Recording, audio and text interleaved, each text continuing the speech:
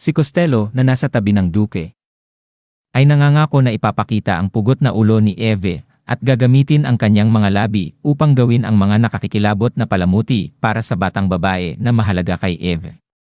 Hindi na tinag si Memory at sinubukang gamitin ang paralyze sa mga paparating na kalaban, ngunit dahil sa dami ng kalaban na na-paralyze, kinailangan niyang tanggapin ang limitasyon nito na hanggang 80 lamang. Sa kabila nito, hindi siya nagpatinag, gumamit ng iba pang makapangyarihang kakayahan tulad ng Dark upang mawala ang paningin ni Costello na nagdulot ng kanyang pagkahulog mula sa kabayo habang nagkukumahog si Costello sa kanyang biglaang pagkabulag, sinaksak siya ni Eve, pinagsisihan na hindi sila naglaban ng isa sa isa. Ang taunan ng Duke ay nagmungkahi na dito lang siya sa likod nila para maprotektahan, ngunit nag-utos si Duke Zuan na tapusin sina Memory at Eve. Gayunpaman, ang madiskarteng paggamit ni Memory ng kasanayang Berserk